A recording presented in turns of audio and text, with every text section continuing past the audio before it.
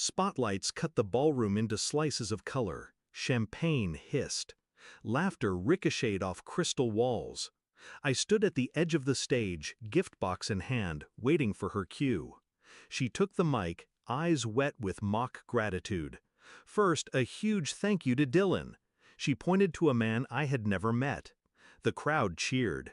Then she waved me forward like an afterthought and tossed a cheap cotton bundle my way. Black letters, divorced. Flashbulbs caught my stunned half-smile. Everyone thought it was a prank. Only I felt the floor tilt. 5 minutes later, I was in the parking lot, ripping the ribbon off her real present, a diamond-set key to the apartment in Paris she always wanted. I pocketed the key, left the empty box in the trash.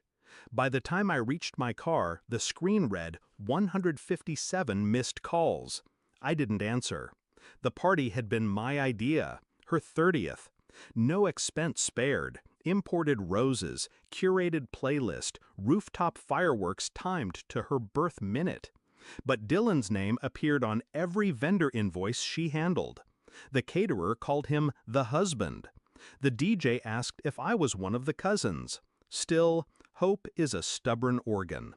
I clung to it until the t-shirt landed in my hands. The joke wasn't the worst part. The casual cruelty was.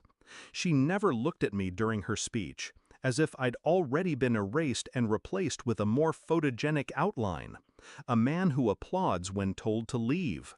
I drove home on autopilot, pulse steady, mind filing facts. Fact, her phone backed up to the cloud I pay for. Fact, she trusted me to ignore it, the way one ignores wallpaper. At 2 a.m., I opened her hidden album, selfies with Dylan in hotel mirrors, receipts dated months ago, a Google Maps pin titled Our Place. I copied everything to an encrypted folder, evidence, but also inoculation. Next, the finances. Skimmed bank exports, found silent debits funneling to a joint account I never signed. She was building an escape fund. Tonight's t-shirt was simply the reveal. I did not pace, I drafted. Routes, passwords, contingency timers, the quiet architecture of disappearance. At dawn, I closed the laptop, feeling nothing but precision. 2 days later, a courier delivered divorce papers, her signature notarized. Filed before the party. Cause listed, abandonment. Neat, preemptive. She expected outrage. She prepared headlines. I sent a single text. Meet me where it started. 7 p.m. The cafe where we first planned a future now served craft beers. She arrived in designer grief, mascara ready for cameras that weren't there. I slid my phone across the table. Gallery open. Pictures, transfers, dates. Her hand flew to her throat. Where did you... I sipped water, silent. Let her scroll through her own deceit until the screen timed out.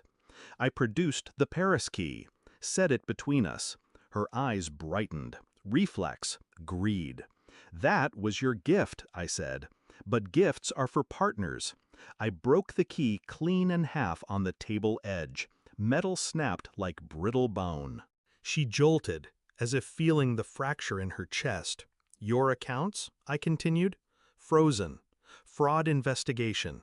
Dylan's name is on every illegal withdrawal. Enjoy arbitration. Her phone lit up. Account access denied. Then another alert. And another. She reached for me across spilled water. I can explain. I pushed my chair back. Explain it to the man you thanked. I left her with the shards of Paris and the clink of closing doors. I drove until city lights thinned into dark highway. Her calls stacked, 158, 159, each more frantic than the last. I muted them all. Somewhere behind me she was discovering how swiftly worship turns to witness, how applause fades when the stage collapses. I rolled the window down, let night air erase the echo of her voice. The phone buzzed once more, then stilled. Number 160. I dropped it into the passing river without slowing. Cold water swallowed the lies, the noise, the name I no longer needed.